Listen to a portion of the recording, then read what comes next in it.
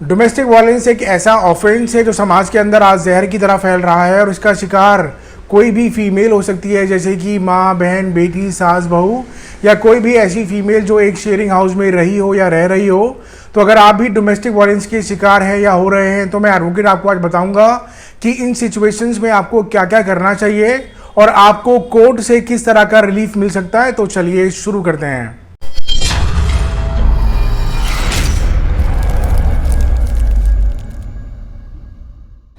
Pace legal consultants में आपका स्वागत है। डोमेस्टिक वायलेंस के अंदर मेनली 4 चीजें कवर होती हैं। Number 1 physical abuse, number 2 sexual abuse, number 3 verbal and emotional abuse, number 4 economic abuse. सबसे पहले हम बात करते हैं फिजिकल अब्यूज के बारे में। फिजिकल अब्यूज का मतलब होता है मारना पीटना जिसके अंदर बॉडी इंजरी होती है और इसके अंदर क्रिमिनल फोर्स का इस्तेमाल होता है। नंबर 2 सेक्सुअल अब्यूज, यानी कि किसी भी फीमेल के साथ कोई ऐसी सेक्सुअल एक्टिविटी करना जिससे उसकी डिग्निटी डाउनग्रेड या डिग्रेड होती है। Number 3 verbal and emotional abuse, यानी कि किसी भी फीमेल की रात दिन इंसल्ट करना, उसको बार बार टॉन्ट या ताने मारना। एग्जाम्पल के तौर पे तुम्हारे बाप ने दहेज में कुछ नहीं दिया, इस घर में रहना है तो हमारे तौर तरीके से रहना होगा वरना डाइवोर्स दे देंगे, या इस बार बच्चा पैदा नहीं हुआ तो घर से बाहर निकाल देंगे, या इसी तरह की और भी इंसल्ट हो सकती हैं। नंबर 4 है इकोनॉमिक अब्यूज, यानी कि किसी भी फीमेल को रोजमर्रा की बेसिक नीड्स के लिए खर्चा पानी ना देना, या अगर उसके कहीं से पैसे आ रहे होते हैं तो वो भी उसकी मर्जी के बिना उससे ले लेना, या किसी भी आइटम या चीज के इस्तेमाल पर रोक लगा देना। तो अगर आपके ऊपर डोमेस्टिक वायलेंस हुआ है या हो रहा है तो आपको एक एडवोकेट हायर करना होगा जो the protection of women from domestic violence act 2005 के सेक्शन 12 के तहत कंसर्न कोर्ट में रिलीफ के लिए एप्लीकेशन फाइल कर देगा और इसके अंदर आपको 5 तरीके का रिलीफ मिल सकता है। Number 1 protection order, number 2 residence order, number 3 monetary relief, number 4 custody order और नंबर 5 कॉम्पनसेशन ऑर्डर। सबसे पहले हम बात करते हैं प्रोटेक्शन ऑर्डर के बारे में।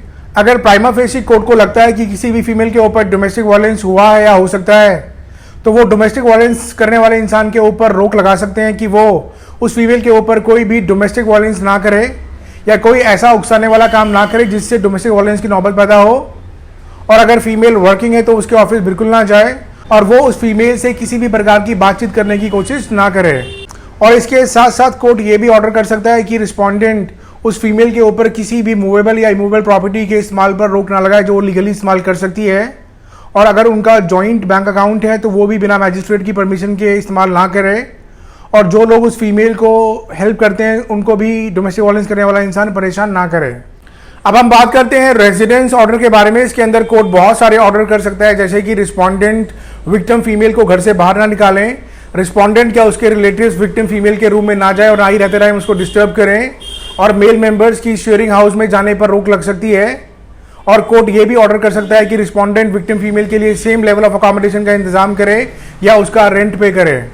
और इसके साथ साथ विक्टिम फीमेल और उसकी बच्चे की प्रोटेक्शन के लिए कोर्ट अपने हिसाब से कोई भी कंडीशन या डायरेक्शन इंपोज कर सकता है और साथ में डोमेस्टिक वायलेंस दोबारा से पैदा ना हो उसके लिए रिस्पोंडेंट से एक बॉन्ड भी भरवाया जा सकता है। और कंसर्न पुलिस स्टेशन को यह भी डायरेक्शन दी जा सकती है कि वो विक्टिम फीमेल की प्रोटेक्शन करे और साथ में उसकी हर तरह से हेल्प करे। और उस फीमेल की फाइनेंशियल नीड्स को देखते हुए कोर्ट ये भी ऑर्डर पास कर सकता है कि रिस्पोंडेंट उसको रेंट के पैसे दे या अदर पेमेंट्स दे। और साथ में कोर्ट ये भी ऑर्डर कर सकता है कि रिस्पोंडेंट के पास जो भी विक्टिम फीमेल का स्त्री धन है या वैल्यूएबल सिक्योरिटी है या अदर पेमेंट्स है वो भी जल्दी से वापस करें। अब हम बात करते हैं मॉनेटरी रिलीफ के बारे में। इसके अंदर कोर्ट ये ऑर्डर कर सकता है कि जो भी खर्चा या नुकसान विक्टिम फीमेल का हुआ है उसकी भरपाई रिस्पोंडेंट करे। और कोर्ट एक लमसम अमाउंट या मंथली मेंटेनेंस के ऑर्डर भी कर सकता है। और कोर्ट जो भी रिलीफ देगा वो विक्टिम फीमेल की स्टैंडर्ड ऑफ लिविंग के हिसाब से देखा और दिया जाएगा। अब हम बात करते हैं कस्टडी और कॉम्पनसेशन ऑर्डर के बारे में। इसके अंदर अगर कोई बच्चे हैं तो उनकी टेम्परेरी कस्टडी के लिए कोर्ट ऑर्डर कर सकता है। और कॉम्पनसेशन ऑर्डर के अंदर अगर विक्टिम फीमेल को कोई भी चोट पहुंची है, मेंटल टॉर्चर हुआ है या इमोशनल डिस्ट्रेस हुआ है तो उसके कॉम्पनसेशन और डैमेजेस के लिए भी कोर्ट ऑर्डर पास कर सकता है। अब हम बात करते हैं ज्यूरिसडिक्शन के बारे में। इसके अंदर काफ़ी सारी फीमेल्स के अंदर ही कंफ्यूजन रहती है कि वो अपना केस कहाँ से फाइल करें। तो आप अपना केस कहीं से भी फाइल कर सकते हैं, जैसे कि जहाँ पे आप टेम्परेरी, परमानेंटली या रेंट पे रह रहे हो, या जहाँ पे आप अपना कोई जॉब, बिजनेस या काम कर रहे हो। अगर वाइफ है तो आप अपने पेरेंट के यहाँ से या इन लॉज के यहाँ से भी केस फाइल कर सकते हैं, या जहाँ पर रिस्पोंडेंट रहता हो, जॉब करता हो या कुछ काम करता हो, या फिर जहाँ पे कॉज ऑफ एक्शन रेज होता है। अब हम बात करते हैं एविडेंसेस के बारे में। अगर आपके ऊपर कोई भी डोमेस्टिक वायलेंस हो रहा है तो मैं आपको स्ट्रांगली रिकमेंड करूंगा कि आप अपना होमवर्क ज़रूर कर लें। अगर आपकी बॉडी में कोई भी इंजरी हुई है, आपको मारा पीटा गया है, तो आप अपना मेडिकल ट्रीटमेंट ज़रूर करवाएं और अपने सारे मेडिकल डॉक्यूमेंट संभाल के रखें। और जब भी आपके ऊपर डोमेस्टिक वायलेंस हो तो आप उसकी ऑडियो और वीडियो रिकॉर्डिंग ज़रूर करें और कोई भी एविडेंस अपने फ़ोन से बिल्कुल भी डिलीट ना करें। और जब भी आपके ऊपर डोमेस्टिक वायलेंस हो तो आप उसकी इन्फॉर्मेशन पुलिस स्टेशन को ज़रूर दें और अपनी कंप्लेंट संभाल के रखें, बिकॉज ये एविडेंसेस आपके केस के लिए बहुत ज़रूरी हैं और ये सच्चाई को प्रूव करने में काफ़ी हेल्प करेंगे। और डोमेस्टिक वायलेंस केस फाइल करने के लिए आपको एक्सपर्ट एडवोकेट हायर करना होगा। तो आज के लिए बस इतना ही।